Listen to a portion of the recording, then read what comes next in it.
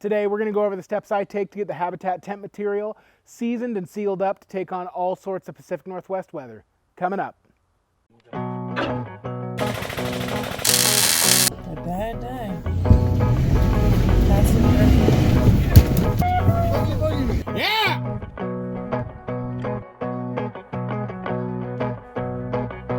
My name's Drew and this is Evergreen Overland. On this channel we do reviews on camping and overland gear, we showcase 4x4 vehicle modifications, hone our outdoor cooking skills, and just talk about various topics around exploring the outdoors in and around Washington State. At the beginning of every camping season, I start off by getting all my tent material what's called seasoned and sealed up basically from, rain and all that kind of stuff. You're not really worried about rain intrusion as much from the main fabric material, but more at the seams where, in the manufacturing process, you have thousands and thousands of needle holes where they're sewing the material together. So what you need to do, and what you might think is kind of goofy on a $10,000 tent, at the beginning of the season, take it out, set it up completely, make sure everything's zipped closed, and then just wet it down really, really good with, a hose or a sprinkler or whatever you got for as much time as you can get. That causes the seams and the tent material where it has the potential to leak to swell. And then when it has some time to dry out for a day or two in the sun,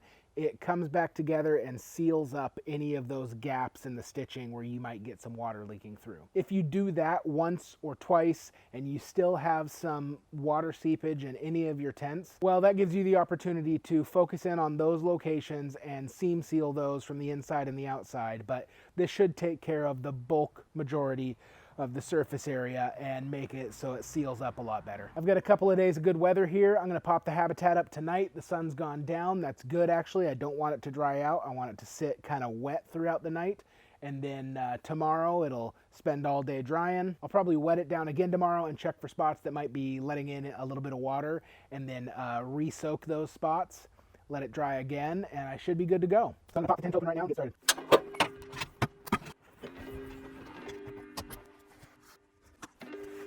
For the most part, this is as easy as it sounds. You really do want to mimic rainfall, so I'm going to put this on the shower setting and just spend, 15, 20 minutes wetting down every bit of this tent, getting it to absorb as much water as I can. You don't want to direct spray, you just want to mimic rainfall all over the tent.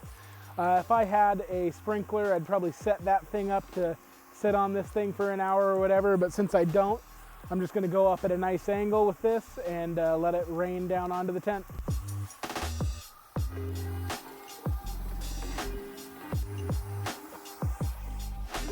It's okay for a camera to get wet, right?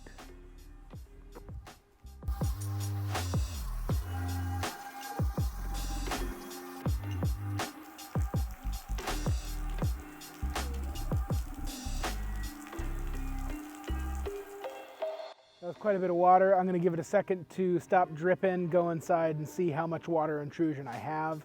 I'm expecting some for sure. I'll take you inside to take a look. We're on the inside now and there's a little bit of water on this pole. That could have honestly been from me spraying in under here.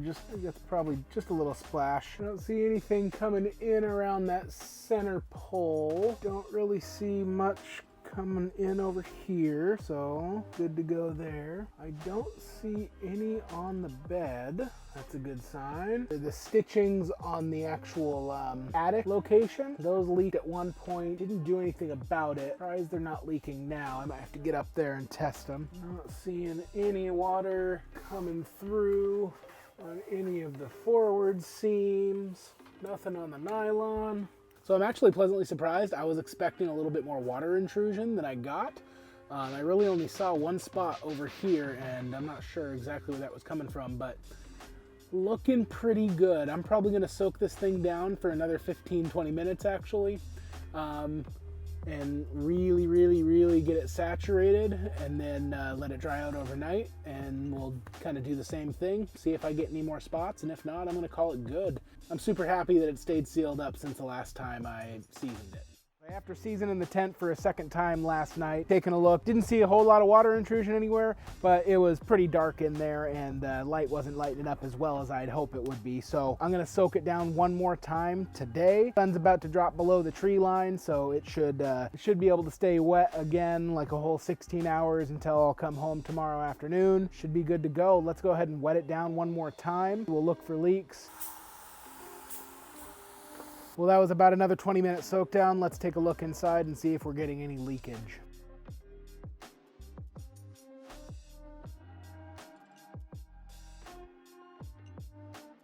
Do, however, see a little bit of water right here on this forward seam going down this way. Undo this zipper and see if it's coming from behind there as well.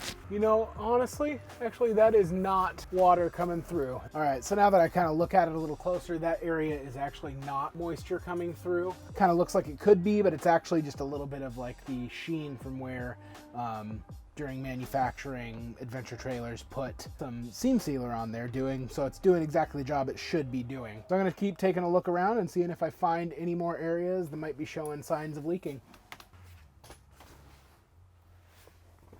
I'm not really seeing any spots of any sign of weeping through any of the seams at all. So that's really exciting. Makes me feel good about having this thing out in the next couple of weeks and then hopefully extending our camping season because we're getting kind of a late start into a little bit of the fall time. Cool, well there you have it. That's pretty much the process that I go through at the beginning of every camping season to seal up the tent material. I do it with my Nemo tent that's on my adventure trailer as well as my camping, backpacking tents and all that kind of stuff. It's really something that you should be doing to all your material because this is something that is an ongoing process and just general maintenance that you have to do. This pertains to almost any overlanding style rooftop tent. It's only going to help to make them more weather resistant by doing this. And it's just a quick and easy maintenance thing you can do to make your outings just a lot more enjoyable if the weather does come in. If I get any leaks that develop over the next couple of outings we have, I would probably re-season or I might even seam seal. You can use the preferred seam sealer of your choice to make sure it isn't going to react negatively with any of the materials in the tent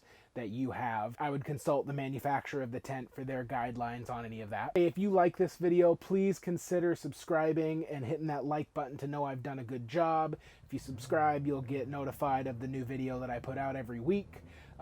If you have any questions or comments on this process or anything else, definitely leave it in the comment section below. If you've got any recommendations for videos that you want to see or topics that you'd like covered, definitely throw those down below as well. I'd love to hear them and kind of give me new ideas for videos in the future. You can follow me over on Instagram at Evergreen Overland, as well as occasionally I post stuff over on evergreenoverland.com.